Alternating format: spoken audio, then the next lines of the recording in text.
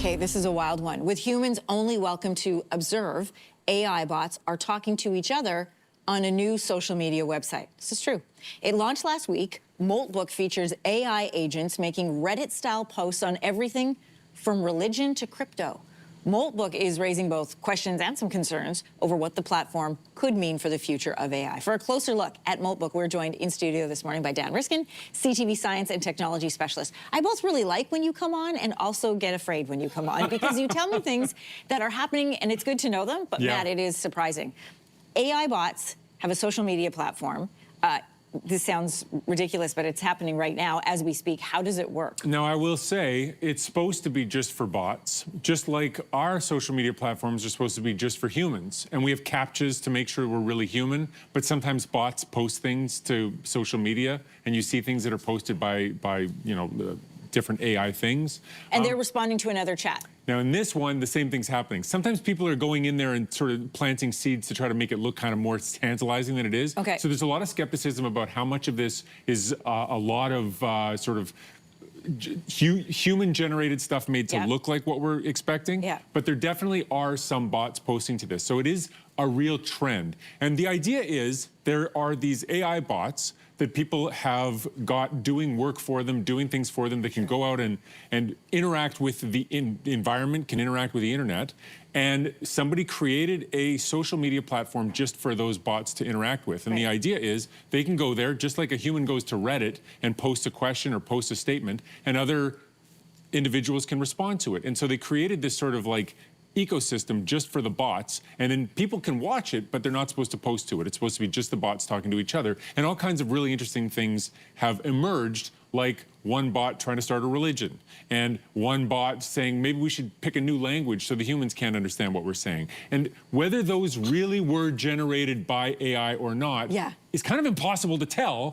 But whether they did this time or they do it next time doesn't really matter. The point is it's coming. Okay, is this trying to train bots then in order to be able to interact more human-like? Like, is that the idea? It's more like a symptom of what's happening. It's like it's sort of an emergent property of where AI has gotten to.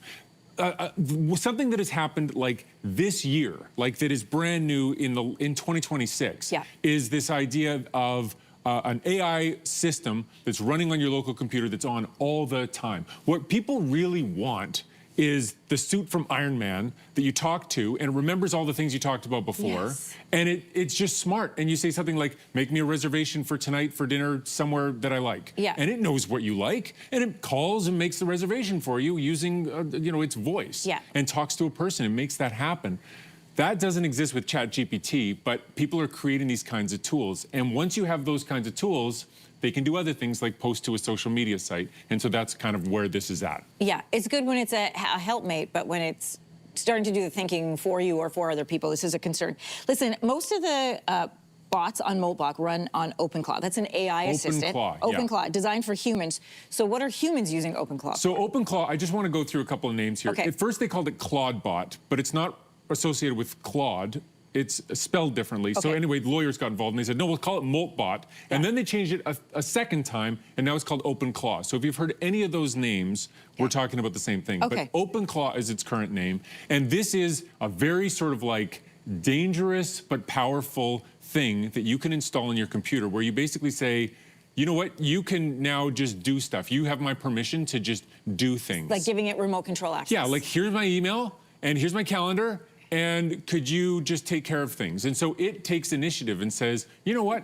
Anne-Marie probably could use a spa day, so I'm just gonna book that. And then it'll call and book it and put it in your calendar and do all those things. But it might also say, you know what, Anne-Marie's investments are too conservative. Maybe she should buy some Bitcoin. It could do that kind of a thing, right? Control your investments. Terrifying, right? The idea that it could do all these things, but this is a tool that if it had those abilities could be like the Iron Man suit in the sense that it would be able to do things for you.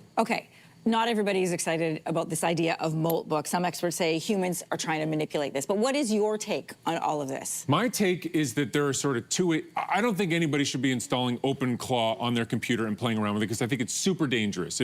You should know what you're doing and be installing that in a safe sandbox away from your own computer and testing it. It's not ready for prime time yet. And yet, a lot of people who are really excited about this stuff are going for it because they're excited about the future. So there's sort of different ways to think about this AI moment, and different people are going to have different sort of feelings about it. But the world's changing really fast, and everybody's got to engage with it in some way. So even if you're scared by the kinds of things we're talking about in the social media site and all that stuff, this is just a reminder that we're not going back to the time before AI. Yeah. Everybody's got to find a way to engage with this, and there's a lot of fun to be had here, and there's some really cool stuff emerging. And so I encourage people to find a way to play with it and get in there. Well, we will have you back for another segment on the cool and the fun things that we can enjoy about AI. Dan Riskin, always good to have you. Thanks. Yeah, thank you.